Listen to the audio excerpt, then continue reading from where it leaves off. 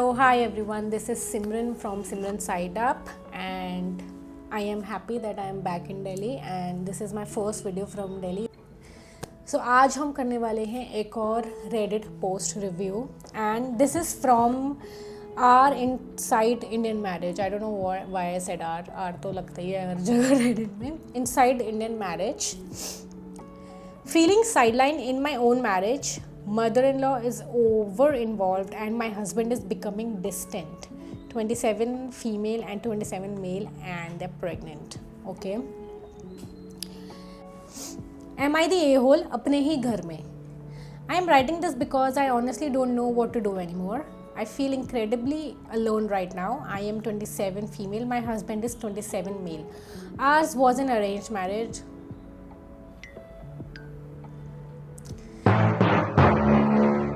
The engagement phase was amazing, very lovey-dovey, lots of excitement and I genuinely thought I had found the one. ये होता है, this is before marriage. ये चाहे तुम arrange कर लो या love करो, before marriage everything is so lovey-dovey, everything is so fucking fine and शादी के बाद flatline.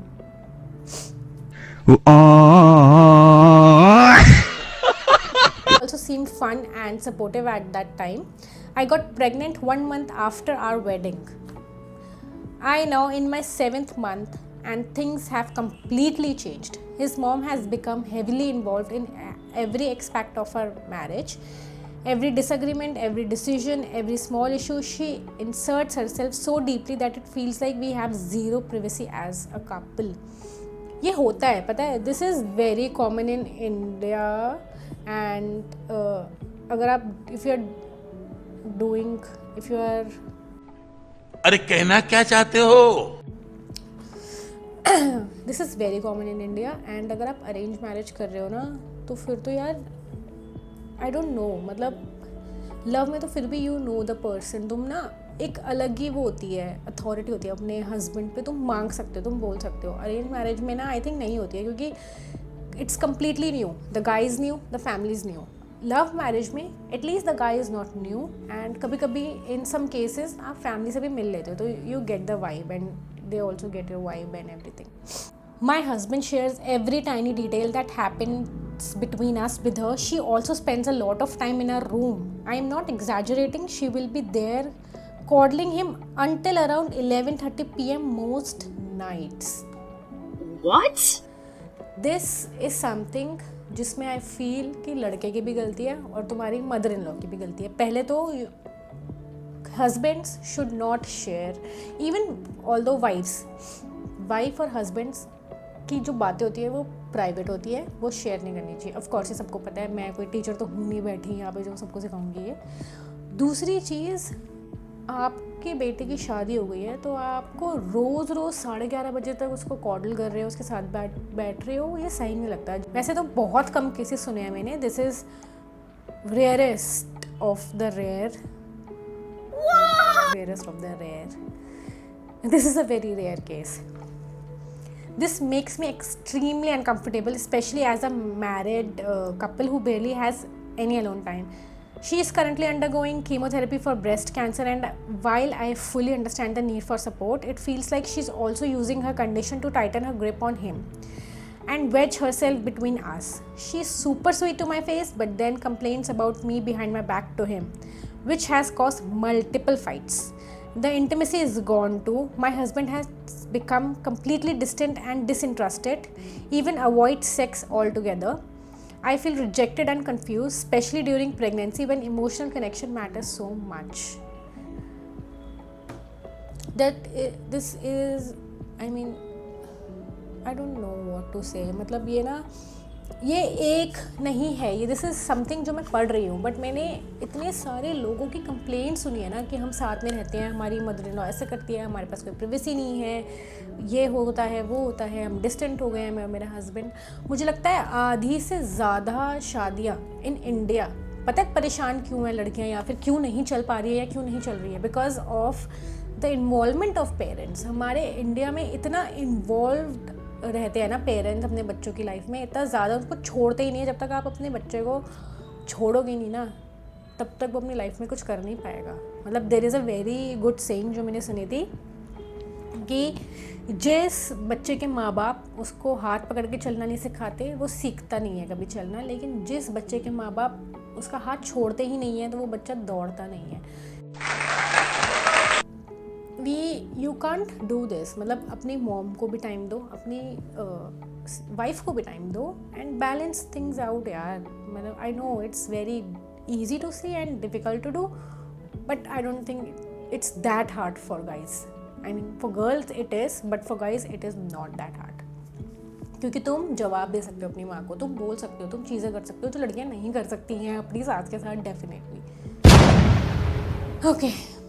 A recent incident really shook me. He was sick one night, so his mom stayed in our room late. After she finally left, he immediately got on his phone.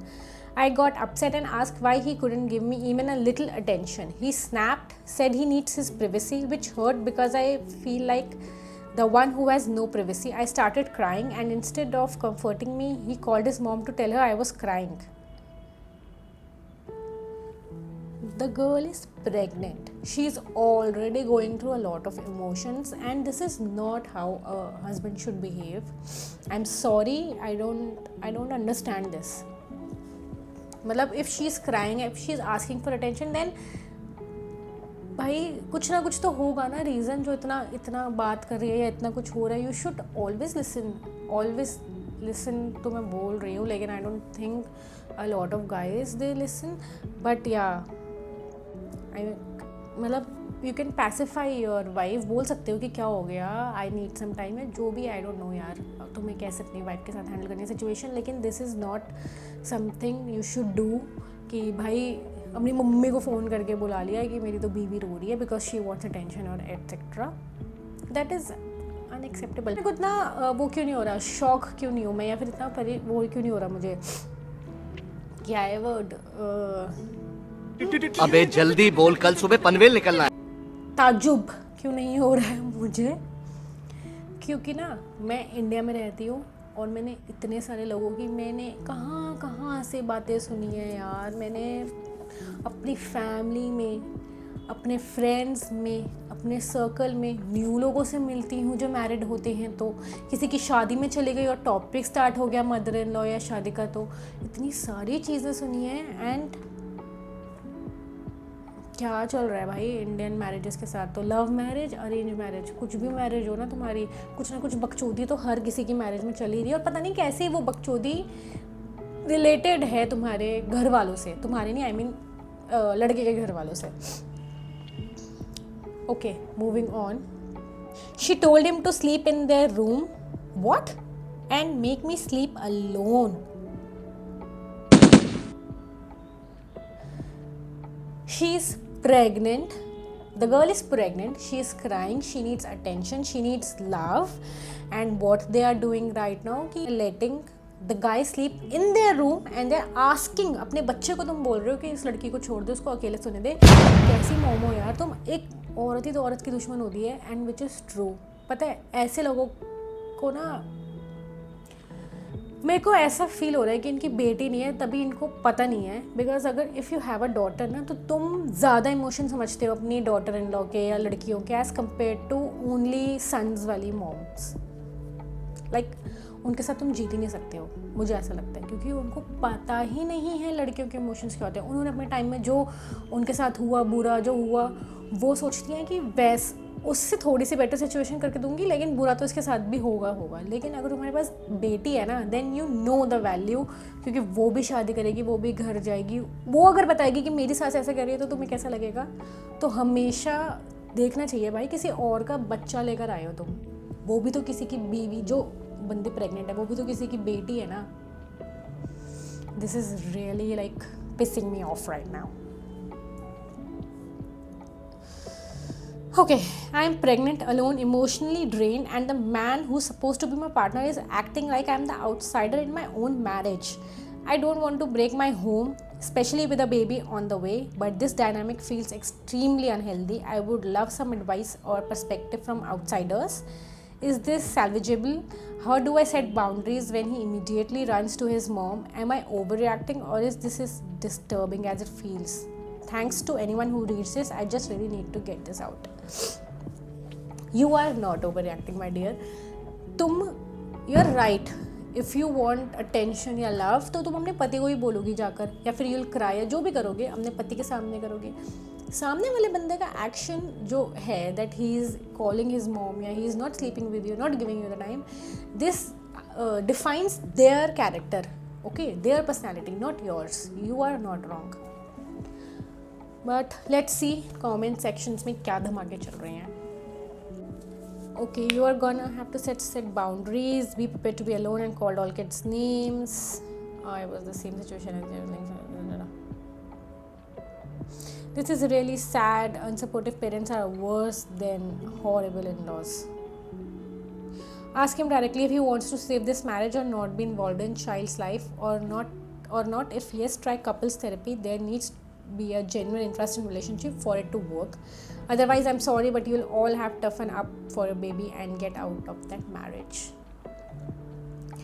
This is true. You should talk to the guy directly. अगर चाहिए life में piece आगे जाके तक, नहीं तो यार gate out of the marriage, जो कि मेरे को बहुत मुश्किल लगता है. हमारी इंडियन सोसाइटी में डिवोर्स लेना तो भाई साहब इतना सिर दर्दी का और इतना इरिटेटिंग काम है ना. एक टैग बन जाता है कि डिवोर्सी है, ये है, वो है. बट ऑफ कोर्स तुम सोसाइटी के कहने से तुम अपनी ज़िंदगी नहीं चला सकते हो ना. तो that marriage, then go and get out of that marriage. मैं जितना भी I am reading the comments, I can see that everyone is saying that you have to set boundaries. You should set boundaries. You should talk to your husband about it, and of course be prepared. अगर जैसे मेरे को लग रहा है ना उसका behaviour, be prepared if he says कि हाँ ठीक है घर छोड़ दे या वो कर दे. be strong because अभी it's new. 1-2 साल या 1 साल हुआ, I think you are 7 months pregnant. अभी it's new, but आगे आने वाले टाइम में यू डोंट नो क्या क्या होगा. तुम्हारे बच्चे के ऊपर क्या बंदिशें लगेंगी, तुम्हारी सास क्या करने वाली है. So if you want piece in life, then go ahead with divorce if he says that he wants it. Okay, thank you so much for watching my video and have a great day ahead. Have a great weekend. Ding, ding.